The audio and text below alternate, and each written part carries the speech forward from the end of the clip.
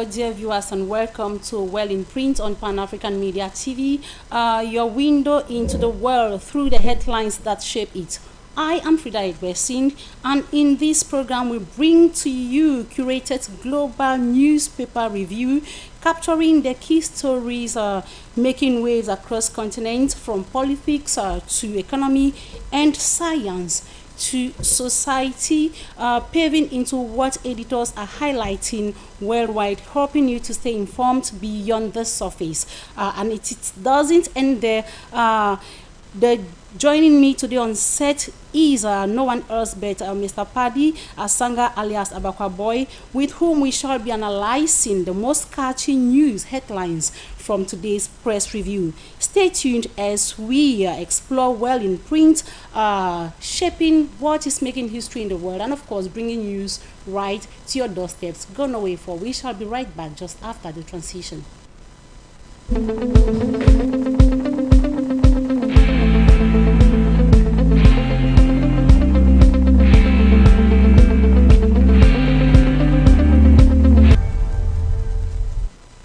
Welcome back, ladies and gentlemen. If you are just joining us, you are live on Pan African Media TV, and the program on air is Well in Print with me, Frida Edwesin, your bi-weekly program where we go through what is making news around the globe and come thereafter to give you analysis, of course with a guest, together with whom we scout to see the most catchy news headlines.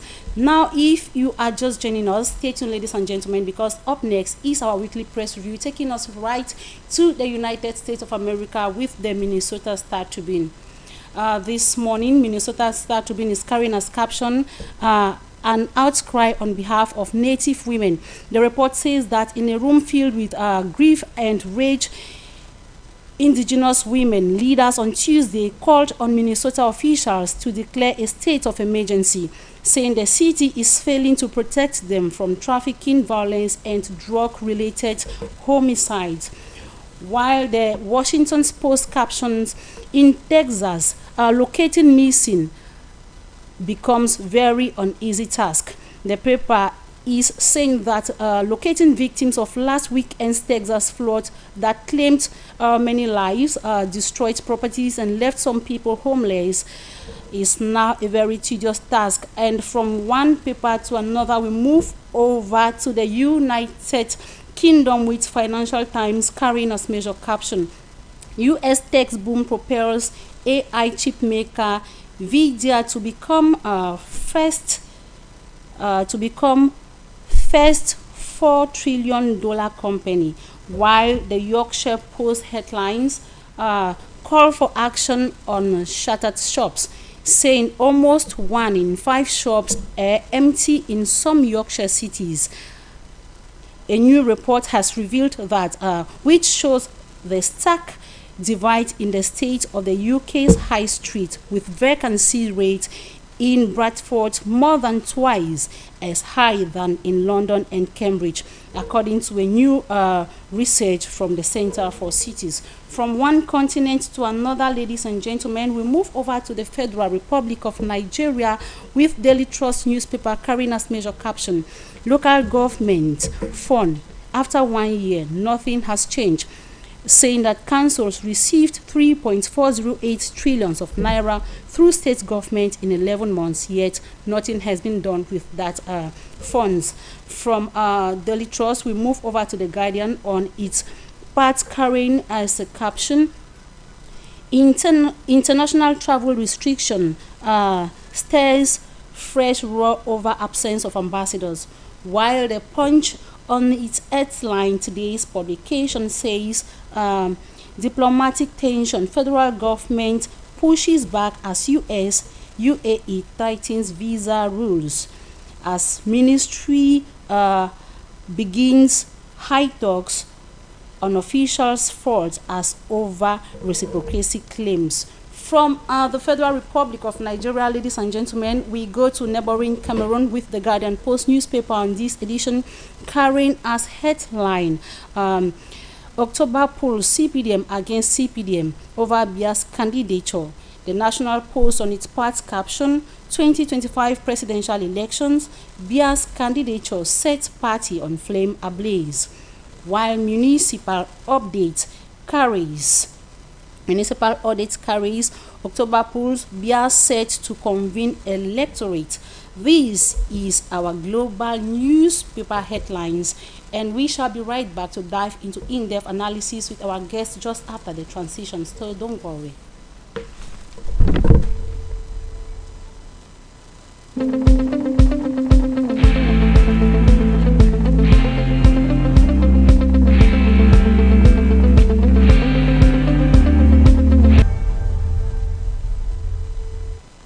Welcome back, beautiful people. If you are just joining us, you are live on Well in Print. We've taken you through a tour of news headlines as reported by newspaper headlines around the world, and we are going to dive straight into our analytical part of the program. But if you are just joining us, or you are in the office and you cannot concentrate to watch us, you can watch us on Facebook via African Media, Pan-African Media TV, or you watch us on YouTube on Pan-African Media TV. You can also follow us on Krioling Bouquet, Canal 255. We are in the house today, very privileged to have with us a media personality. He is no one else but Mr. Padi Asanga. He is a media personality, a militant activist of the Social Democratic Front, who is nothing but our one and only analytical epitome for today's program. Mr. Padi, you're welcome. Yes, Frida, it's a great pleasure to share the panel with you, and in your media house, which is just been born, and I have been watching you people doing some great strife. I also want to congratulate you for this responsibility that you have taken in, and not forget your promoter, who is also a friend. You know, he is a core Pan-Africanist like myself. That's why I could not resist your invitation, because we are not only talking for ourselves, but we are here to make sure that Africa unites amidst all odds, because you know, there is a new wave of change blowing across Africa, and the real Pan-Africanism is gaining grounds, and I hope that in the future Cameroonians will be conscious of what Pan-Africanism is all about, and abandon this hyper-centralized Jacobin system that has been ruling Cameroonians since independence and has failed them all till today.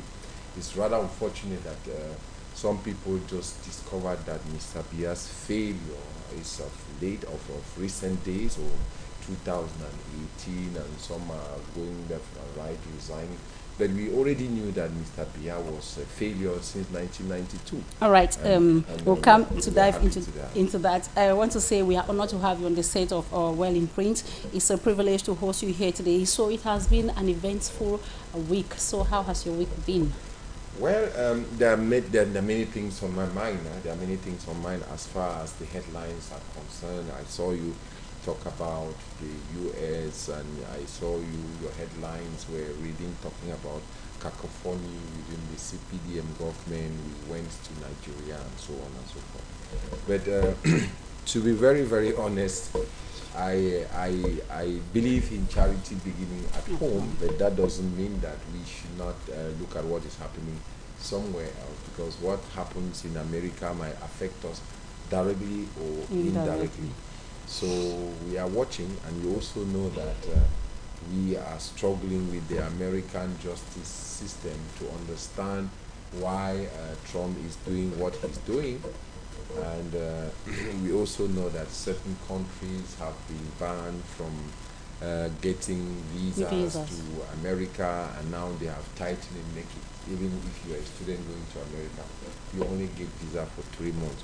Why Trump is doing that is to he's trying to put some pressure on those countries who highly depend on the American system for their survival. When you want to talk about this DV visa that has been somehow the backbone of the American, let me say, educational system. Because for me, this DV lottery thing is actually brain drain.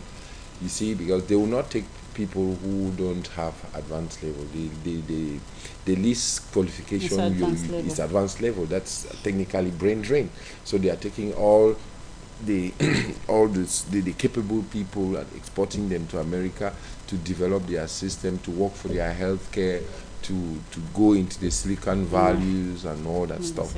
So I am not a fanatic of American politics. I believe that Africans should start giving value to their own and doing politics so much so that Africans should stay back home and give their know-how. You also understand that at a certain period of time also, when we were still a developing country, or we are still a developing country anyway, we had people who went on scholarships and never came back. We also have people who are working in the NASA, but it's rather unfortunate that we have somebody like Trump who is a nationalist, and people see it differently. But he says America first. And when he starts saying America first, then why don't we say Cameroon first and I or think Africa that's a lesson first? that African leaders should copy. So I think it is a wake-up call to make sure that we African leaders, they take care of their citizens and don't start. Priority should be given to the citizens. Yes, that's all right. That's it. Reason why we are starting with Nigeria this morning with Daily Trust newspaper.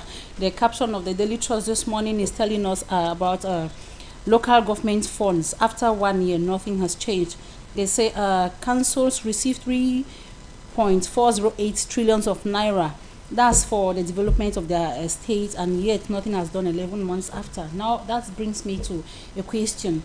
When you hear this from Nigeria, like in Cameroon, we have worries at times like that. Is it some kind of syndrome that's going through Africa?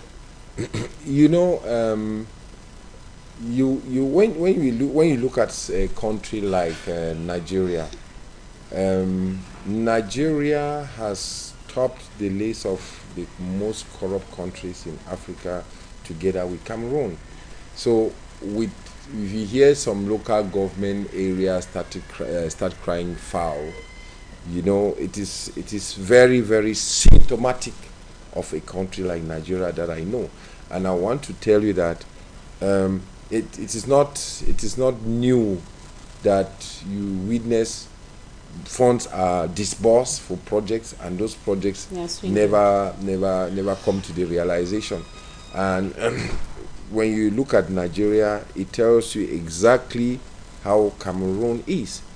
But the twist is that corruption in Nigeria is not perceived the way it is seen, the way it is perceived in Cameroon, because you hear left and right the people decrying.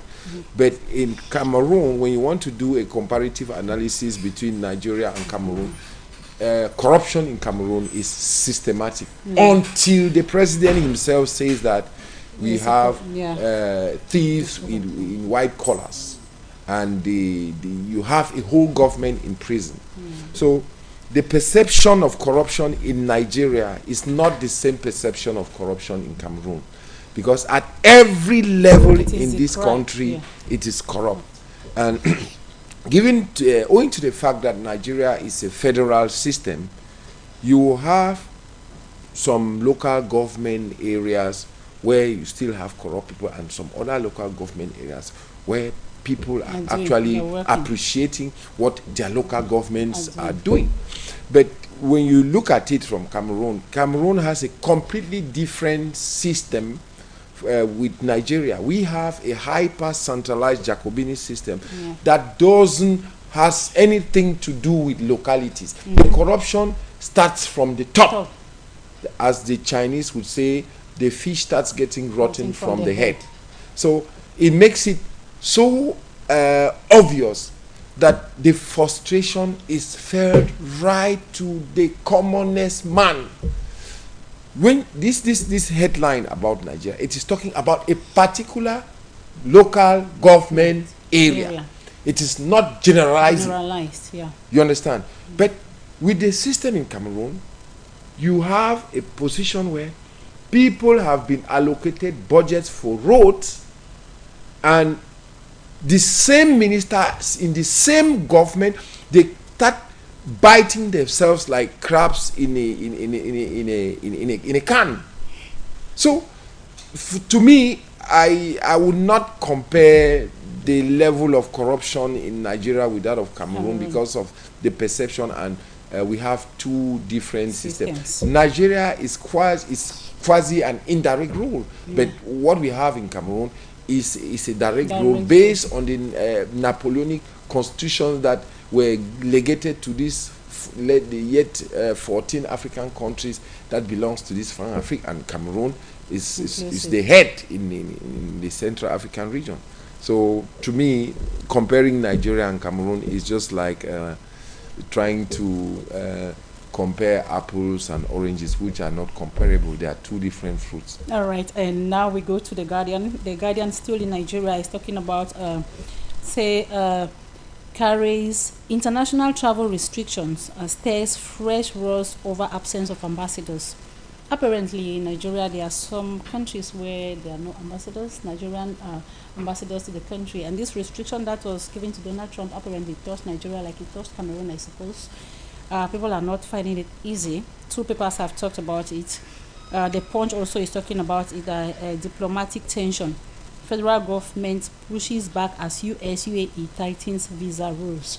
Like we were saying before you talked about what Donald Trump is saying, America first. Is this some kind of message, like this restriction of some countries from having visas to travel to the US? Is it something, a message that Donald Trump is trying to pass in? Is this going to bring Africans to reason that we need to sit and build our own? You see, Frida, I would look at it from this angle. The time has passed for Africans to be taking injunctions from white boys. And when America says it is restricting visas, there is also the principle of reciprocity, of course, that can be put in place. And then the truth is this: how do you say that these people come from a country which is badly governed, anti-democratic, doesn't respect human rights, but you restrict visas from normal citizens, but you give those dictators, those anti-democratic government ministers a red carpet to come to America?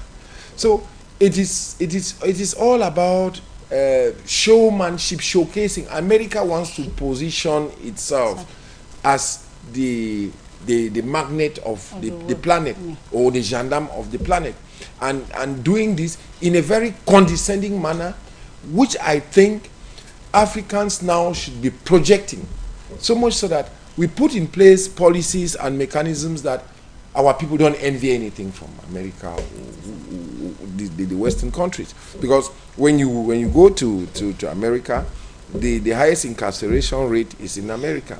And when you go to cities like Los Angeles, where I have visited once or twice, you have people actually sleeping on the streets.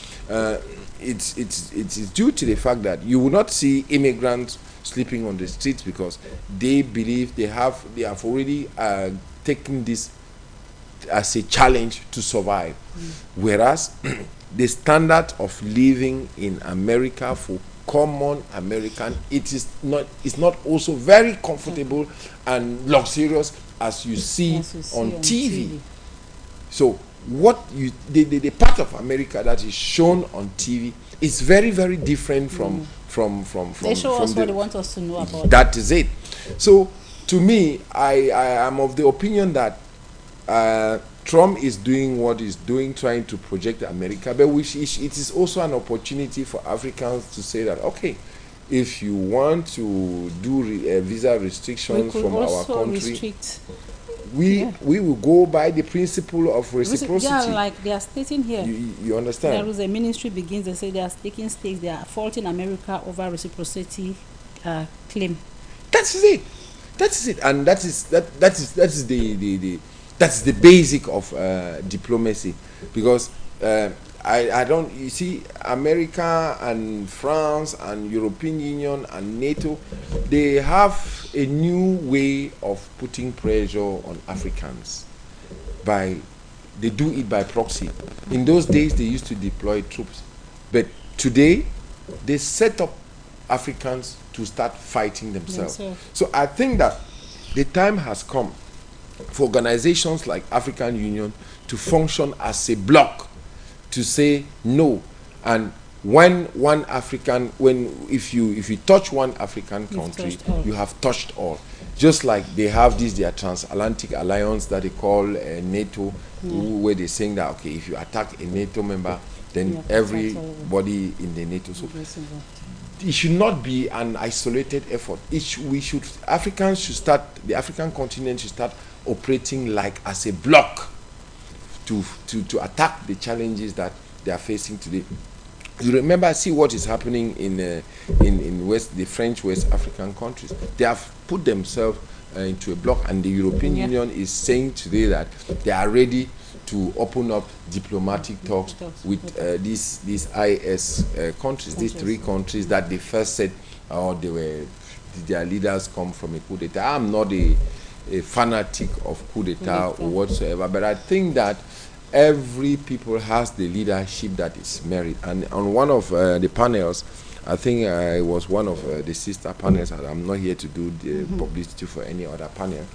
They asked me the questions about Mohamed Bazoum when he was arrested. And the person with whom I was sitting, I think is one of my younger man, Jonathan Batangene.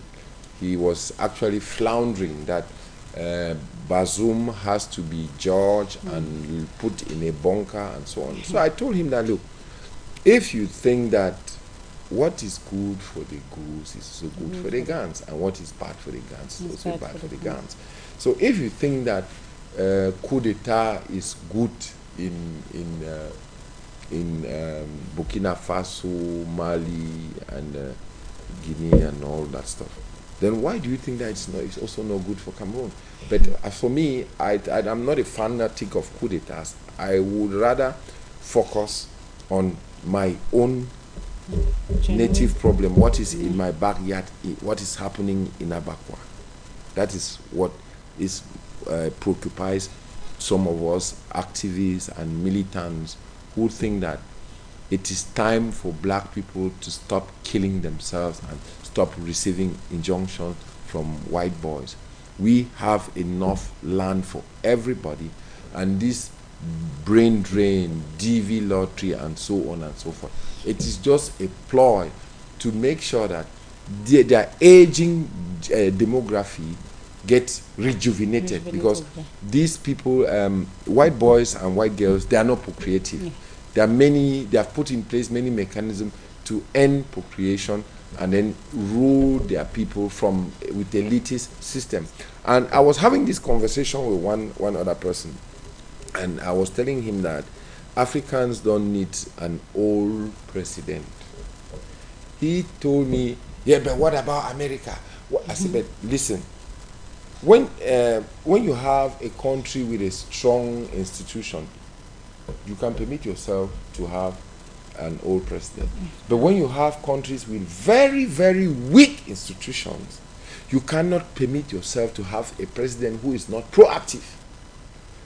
And some people also say that Ahidjo was a grand bâtisseur, because when Ahidjo took up power, he did certain things. He was very, very proactive, and he could be felt everywhere. So for me, America has the system that they merit, and they can have whosoever. It will still function. With or without a president, it will still function. Africans should adopt a system that respect their norms, traditions, and customs, not trying to copy what the white boys came with. Look at, we lost Gaddafi. Where are we today with Libya? Okay. So when you were talking, you made mention of something that caught my attention. You said it is high times African leaders or Africans know that we can stay here. Is it a possibility? Is it doable? Making the African youth who have already their mind that, like in Nigeria they will say they want to japa, in Cameroon we say want to fall bush, we think that the greener pasture, that's the only place where greener pasture could be made. Is it doable? Is it possible for Africans youth to feel comfortable, for the leaders to make the environment comfortable for the African youth to stay back home?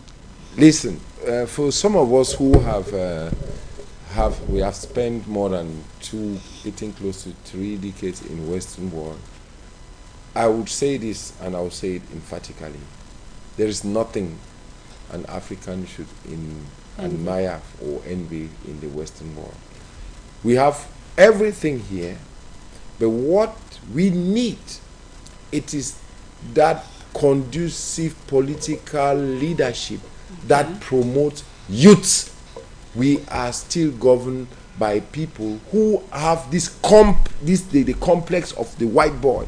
And I said something that maybe you not really pick on it, that there is, I don't really understand how you say you are issuing travel ban to certain countries, but their leaders, like the one in Cameroon, who are dictators, afraid to travel. You roll them a red carpet, and then why would you, instead of saying, oh, we are going to welcome Mr. Biya in Paris, or so on and so forth, you tell them that no, Mr. Biya, we will not welcome you in Paris because we have 10,000 Cameroonians who are seeking for refugee. But how do you give them refugee status, and then on the they are in Paris or in New York or wherever, and then on the other hand you are receiving the person from whom who has been persecuting them? So to me, it is paradoxical to see, to look at it from that way. And if you understand it, you will know that everything, if any African president can give these post-colonial masters what they want, they will stay in power, and they will protect him. They will invite him in France. At a certain point, I heard Mr. Biya, when he was going to this Paris Peace Forum that is annually organized by Mo Ibrahim. He said the Grand National Dialogue has passed, and he is going to France to go and give an assessment, or go and give rendre compte à Macron. That's the word that he used in French. And on the same panel, he told us that in France, but he doesn't grant interview to Cameroonian journalists, but when white boys come and show him the microphone, he speaks, and he says there was an assimilation attempt. All this failed. Yes, that failed. All these things is done in France. Our generation have moved past that psyche, that thinks that the white man is superior to us. The truth, you can make it. We have lawyers in their institutions. We are competing with them in every field of life. So what we need to do is just to transfer the know-how and come and give a value to what we have on the ground. And then we try to make sure that to create jobs, there is everything in the playbook for jobs, for Africans to create jobs for youth, because we have the richest soil on the planet Earth, be it arid, semi-arid, savanna, and so on and so forth. I don't want to mention the case of Cameroon. So if we want to stop Africans from going there, because the phenomenon is not the way people think. You hear about success story, but you don't hear about the failures. What is driving people is what you hear. I hear people start saying that, they are traveling now because Ngannou went to Europe and succeeded. Before Ngannou he walked through the yes, desert. He walked through the desert and swam to the Mediterranean Sea and became a. But do you know how many people died during the time Ngannou was crossing? He doesn't speak about it. He doesn't, because it's traumatic. So there are mechanisms. We have to educate our population. But the twist in the matter is that it arranges the government. Because when these job-seeking youths, they leave the country in their masses, the tension is diffused, because the youths are the backbone of every revolution. And you also notice that there is a current trend that almost every young person that is graduating from the university today has one thing in mind. I either go to France, go to England, go to America, or I go to Canada. Nobody wants to stay here. And it is voluntary, because these are people that if they stay and they don't get the required jobs, they are going to become a source of tension and criticism, and then it might even lead to revolt. So the outflow or the laxity easing people to go even if they die in the material, it has to do with the political zeal. The easiest thing to get in this country is your passport. Yeah. Talk less of ID card. A normal ID card. Difficult to have an ID. It's difficult to have an ID card, but it's very easy to get a passport. Talk less of a voter's card. So these are some of the, and it is done by design. They want this ambition, jobless, hopeless youth to leave the country, whereas they also know that if we have about one, let's say in the whole of Cameroon, you have in the 10 regions, you have 100,000 youths per region who are coming out simultaneously to protest. Yeah, to protest. That's the end. All right, so we are going to Cameroon now with the Guardian Post newspaper on its headline on this edition. That's yesterday's edition. Says October polls CPDM against CPDM over Bia's candidature. Now, this has made waves the past days and is still making news. And you are a nationalist, and you are also of the opposition political party. Do you think this confusion that has aroused within the ranks of the CPDM party are going to work towards a positive direction for the opposition in Cameroon? You know, those are end-time syndromes. Because when what you're talking about, I think you are talking about the outings of Manuel Sadi and Jacques Famdongo. The truth is this: I have nothing to say as far as CPDM's internal politics is concerned. Okay. But for the interest of the Cameroonian people, I'm happy that they are fighting themselves, because these are people who depend solely on the existence of Mr. Biya to be credible or to have something to tell the Cameroonian people. When was the last time Famdongo went and asked for people to vote him, even as a councillor? When was the last time Ngannou Messi, who's also carrying some caskets at some other ministerial positions which he formerly managed, went for a vote? You see, these are people, these are fabricated elites who would do everything to appear as being the best defender of Mr. Biya. And by doing that, they don't even agree. One person wants to be more inspired than the other. And by trying to be more inspired than the other, they contradict themselves. That boils up to this cacophony. And it tells you that there is no coordinator.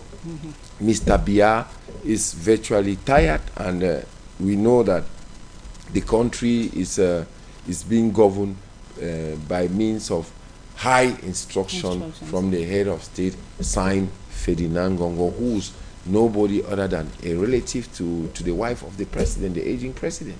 So we should be courageous enough to stir these things, but the end time syndromes are there. And when you want to understand also the cacophony that is happening within the ranks, it's not only CPDM biting CPDM, but their allies are biting themselves. Their allies of yesterday are biting themselves. They are claiming that it is only yesterday they got to know that after spending 20 years in the government. It's only yesterday that they got to know that Mr. Biya has not been organizing governmental meetings or meeting with his ministers and all that stuff, or ministerial conferences and all that stuff.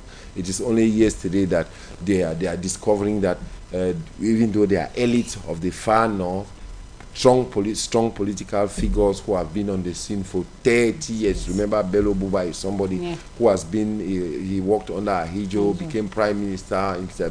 Biya ran to Nigeria, attempted a coup against Mr. Biya, came back, betrayed Ahijo's memory and Mr. Biya's government. So if these people are getting out of the boat, you understand that those are end times, and the future is so uncertain that people are trying to secure at least some kind of credibility or image for themselves. But this is the twist again in all what they are trying to do.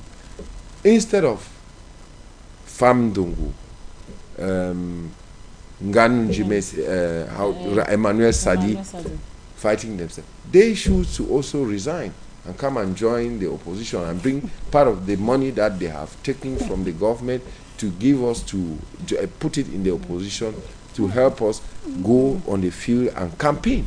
So if they cannot understand themselves, they should just resign so that the system should collapse from within. So is this some kind of what they say in literature, that things fall apart when the center can no longer hold the margin? It goes without any question, Frida, that these people know that things are not working. These are end time syndrome. I'm not very biblically, but there is a biblical phrase that says that when the crow will crow 3 times and so on, they will not recognize their master. We have already seen defectors. But these defectors, to me, they are not credible people. If people like those who are still in the government, who call themselves Mr. Biya die-hard loyalists, like Famdongo, who says everybody is Mr. Biya's creature, and you have people like Emmanuel Sadi that today they call him now Minister Senkan because of his utterances and so on and so forth.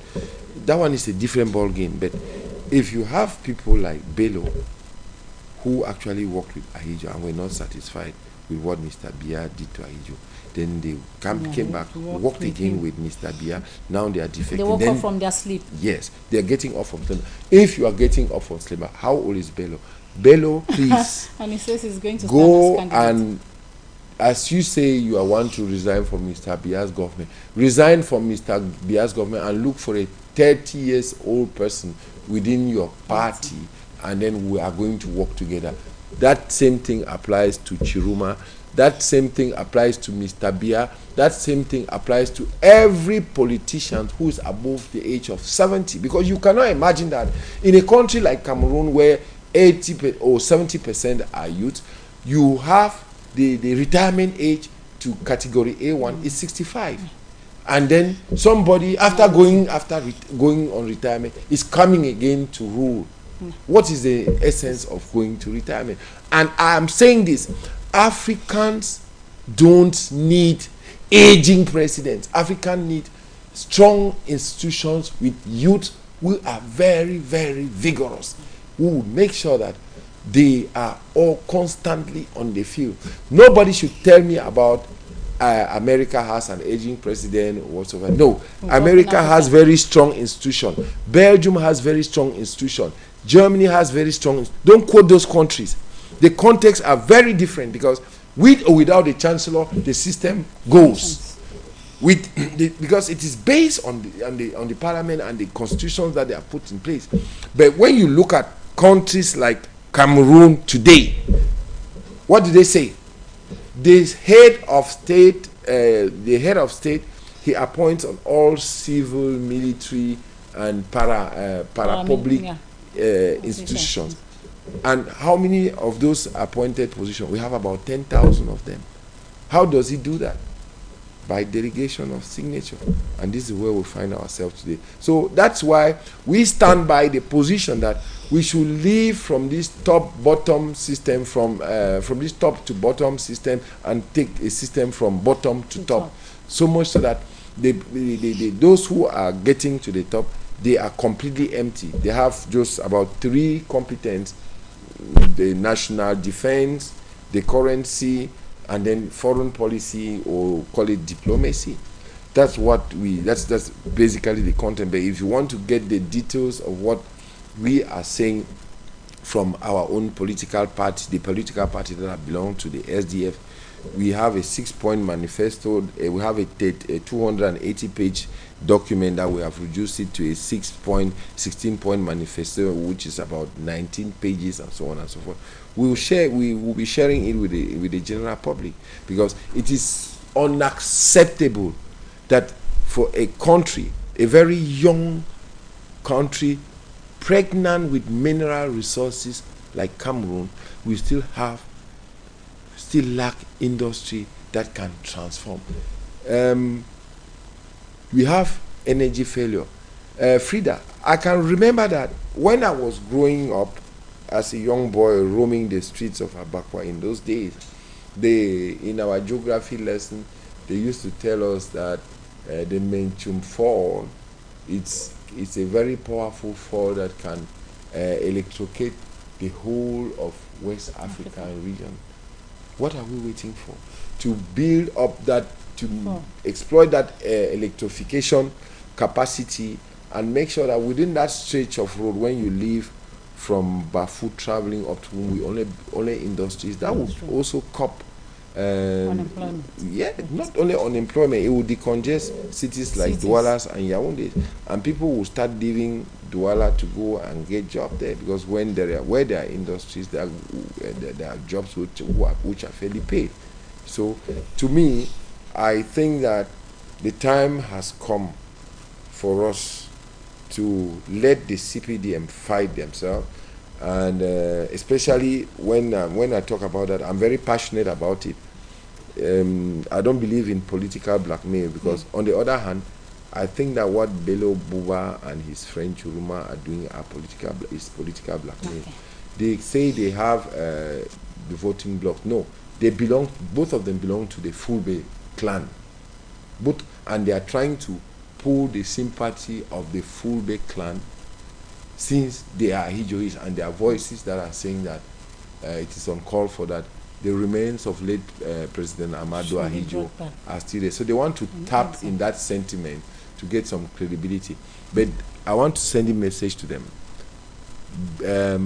Fulbe or Nordis, whatever you call it, has never been a political entity in Cameroon, because they are a tribe or a clan like many other clans within the entity of Cameroon. There are only two political entities in Cameroon. We have the Anglophones and we have the Francophones, with the two different judicial systems, two different legal systems, and two different educational systems.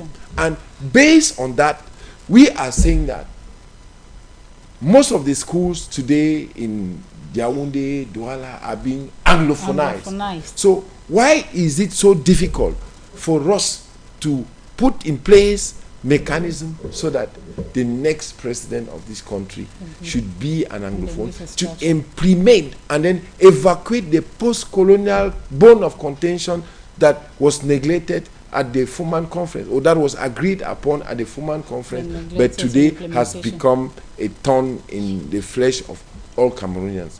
Okay, this brings me to, with all this cacophony in the ranks of this ruling CPDM party, can we say there is a green light at the tunnel for opposition party even without a solid coalition? You see, there are two ways in. The truth is very clear. The end is near. The end of Mr. Biya, CPDM, and the Jacobinist regime is near. But there are people who are already in coalitions. Okay. You have this other man, this guy who Ninche, this other guy who left the SDF. Yes, he says he has built his own coalition. Okay. That's a far-right coalition. And you don't expect us, Social Democrats, to come and sit with far-right political parties that don't believe in our core values and say we want to collide with them. What do you want to agree on? Just to change, remove Mr. Bia for the sake of removing, and then go and stay again with this French system. When I saw the person he built that coalition around him, parading himself in France and the Outran system. In the history of this country, coalitions have existed, and I think I'm one of those people who think that a coalition is even too early, because if the government always have means to puncture that coalition, they will take out one or two figures, call them behind, and do whatever they do, and these people would. So a coalition is, we should keep our cards to our chest, and at the last minute we do the necessary. And I'm saying this, Anglophones, this is your turn. We cannot accept that the first president, Francophone, second president, Francophone, how is the country? Total chaos. And then we are accepting again another Francophone. No. Hold your cards to your chest, and your weapon is your voter's card. Get your cards, register, and keep your cards to your chest. The day, vote for that person that will protect your interests. And the only way Anglophones' interests are going to be protected in this country is through a federal form of state. And today we are happy that we incarnate that federalism that almost all honest political class, I say honest political class in this country, are talking about. So that is our position, and I don't hide my feelings. I say it is our turn, because 45% of the GDP of this country come from the both region. From the north, from the southwest region, you have oil, you have cocoa, you have, and so on and so forth. In the northwest region, it is the beacon of education of this country. All the schools are there. Before the crisis, that's what was generating income in the northwest region. So we should be smart. I'm happy that my friend Bala and other voices, and even some Francophone voices, are saying that if we want to unify this country, we should think of the possibility of letting this federal system and be managed by an Anglophone president, and see how it's going to look like. Because I'll be very honest, there are many localities in the northwest that don't have problem of water, because they have put them, they have built they have restructured their community in such a way that there are catchments where people get water and free of charge. But here they say Onapalo. I will not wait for the government to give me water. I will put my community together, and then we know that water is the source of life, and then we give ourselves. And that is the way we do politics. That is the way we build our communities. We know how it works. Look at the councils that we had at the time. Go and look at the Tico market that was controlled by the SDF at the time. Go and look at Kumbu, that was controlled by the SDF at the time. Now, because they want to discredit the opposition, what are they doing with Nkambe Road? They are only think of starting the Nkambe Road now because Nkambe has fallen into their hands. But our people should be vigilant enough to understand the game. I just had a note. I read a note somewhere on the social media where they were trying to make mention about the Limbe Deep Seaport project. Why now? You saw the Prime Minister go to Bamenda, and then they talk about city roads within the city, 6 kilometers. Why now? Because it's campaign time. So we should stop playing this outreach politics and be real to our people, and let them know that the time is now.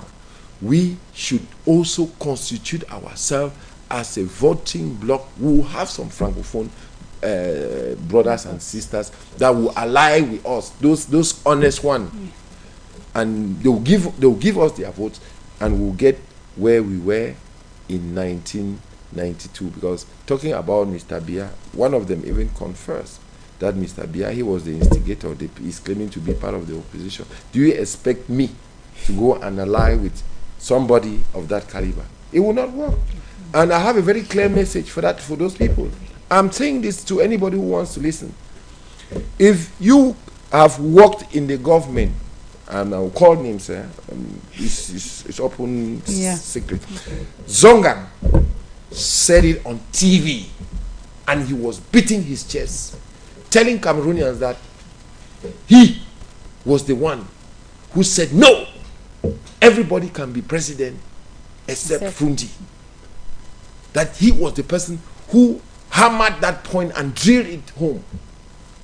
And he confirmed that Frundi won the election. So you expect us of the SDF to go and ally with somebody who is responsible, who is directly responsible for the fact that our brothers and sisters are dying in the northwest and southwest region.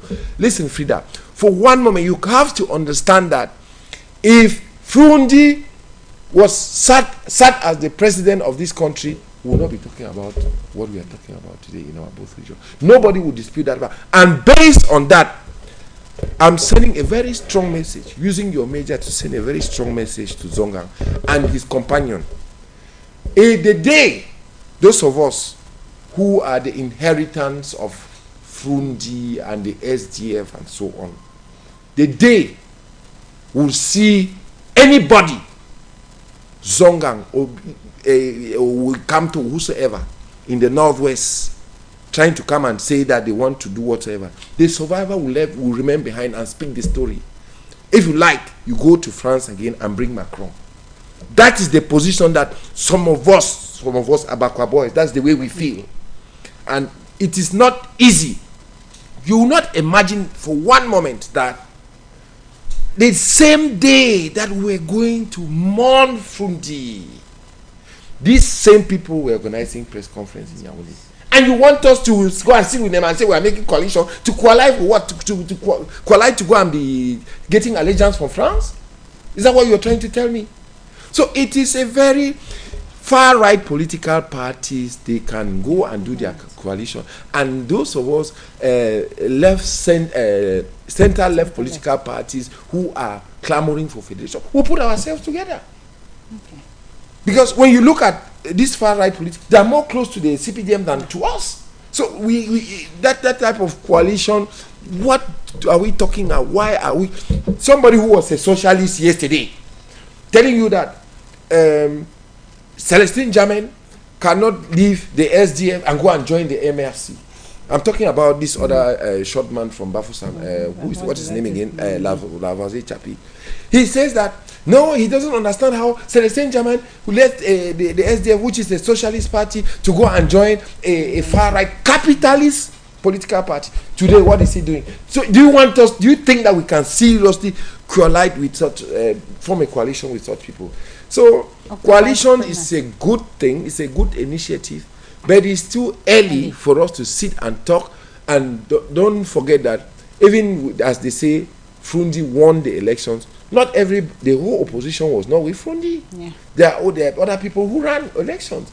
So to me, it is not a panacea, but it is something to think about, talk about it, and even work for it. But it should be with sound-minded people. Okay. For those of us who are victims of this system, remember some of us were dismissed from the university because we were attacked as students who were politicians, just because of our patronyms or our acquaintances with the founding fathers of the SDF.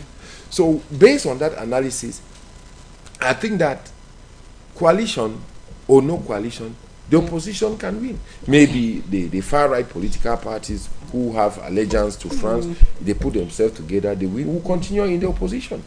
But for us, it is clear that we have nothing, no injunctions to take from France, no injunctions. We don't want to continue with Jacobinism anymore. We want to base our own democracy under a federated state that takes into account our norms, customs, and traditions. And then we also think that the state does not preside the people. The people existed before the state. But the state is now colonizing the people and behaving as if they conquered them at war. Some Cameroonians are of the opinion that for Cameroon to come back to normal, because we all know in Cameroon we live the realities, for Cameroon to come back to normal, where things will fall in place, CPDM completely, whether Mr. Biya or not, is not even supposed to be. It's something that's supposed to be, how do you say, dismantled to 0 level, so that we can start from square one. What do you think Frida, about it's a very callous and naive way of looking at things. CPDM will never disappear. The SDF will never disappear. Every political party has the right to exist. And when you say CPDM should, those people who are saying that they should disappear or the SDF is dead, this one is this one should dissolve. Yeah, dissolve. How do you do? What are the mechanisms in place? And it's a former government person that's saying that he's everywhere because he's on exile. Anyway. So it is easy. You see that is an unrealistic populist talk, because just imagine for one moment that we start saying that doing witch hunting.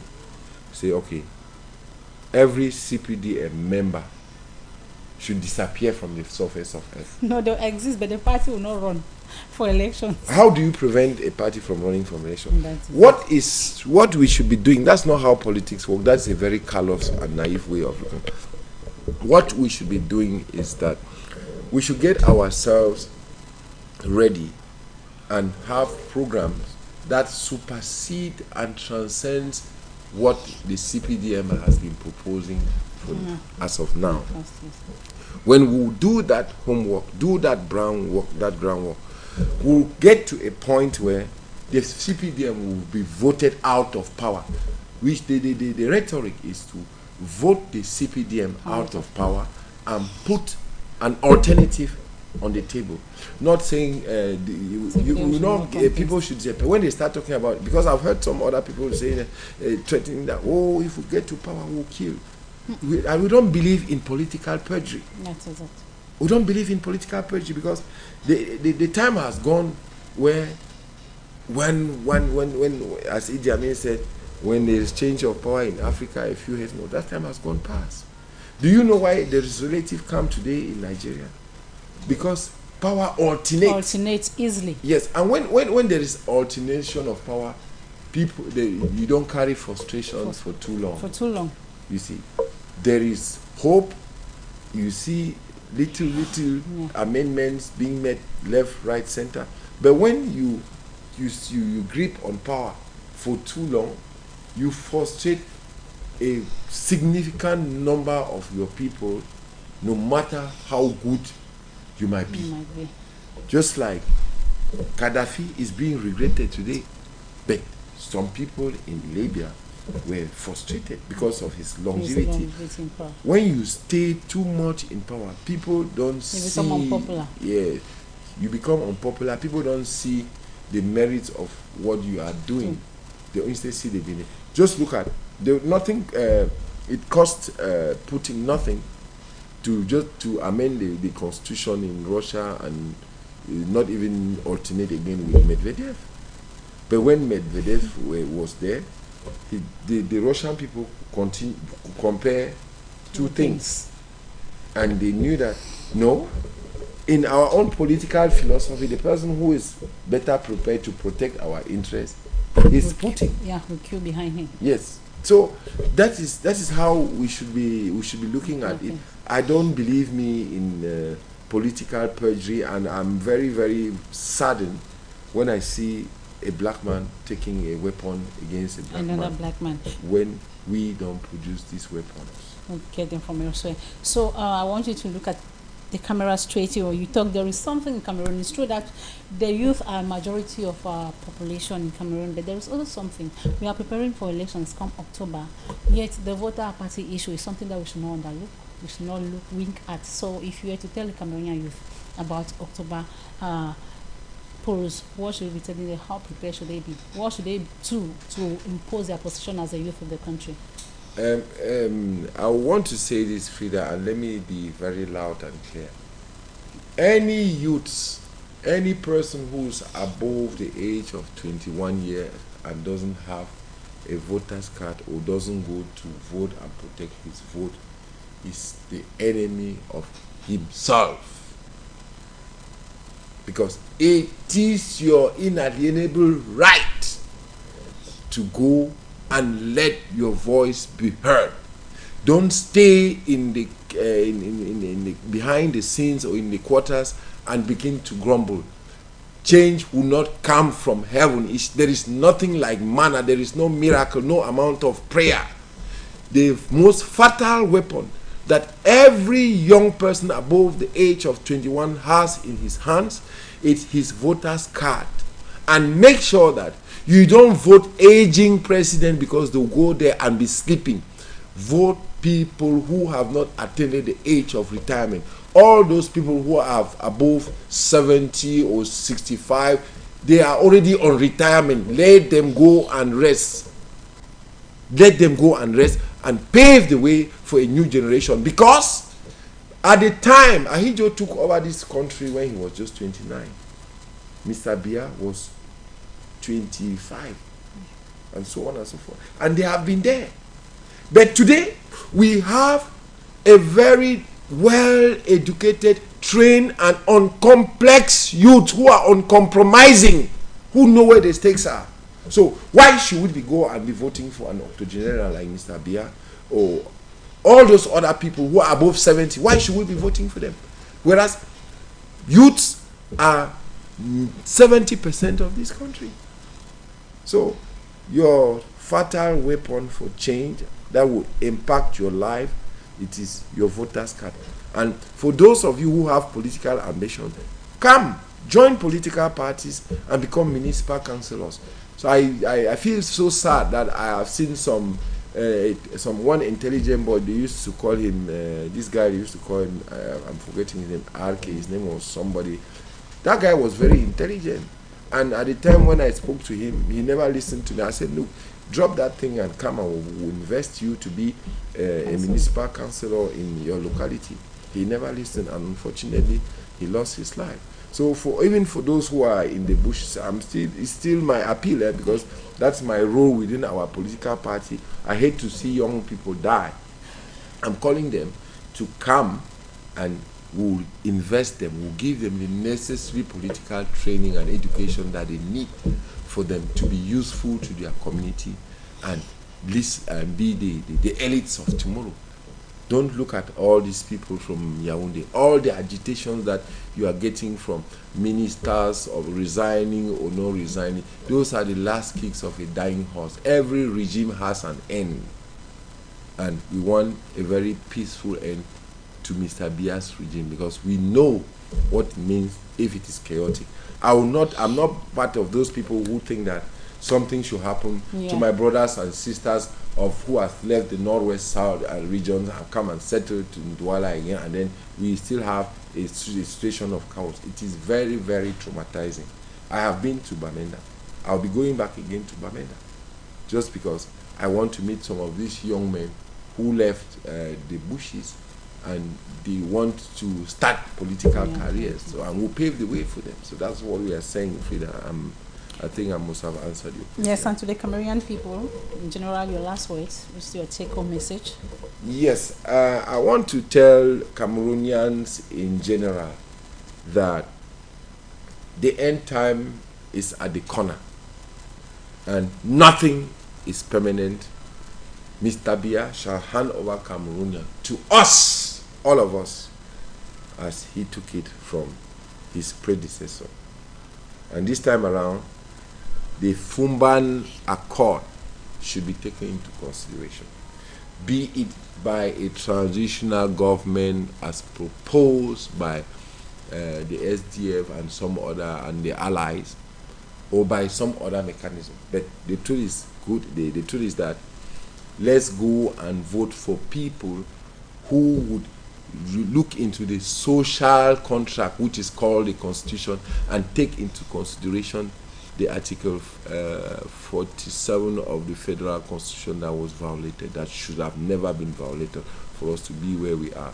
And the most prosperous countries in the world, not to talk about Africa, are running under a federal station, a federal dispensation.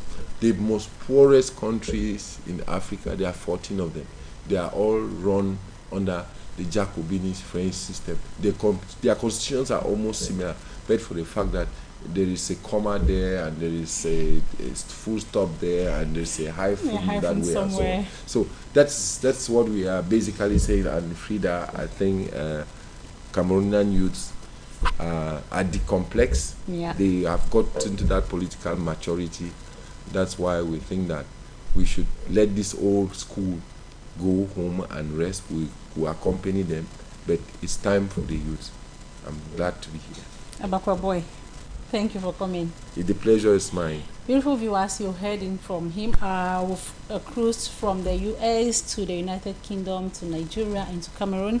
We've picked some points which are very pertinent. One, notably, it's high time for Africa should know that they should work for the interest of the Africans, given the fact that we must not just have the bush falling, the japa, and also what falling bush mentality.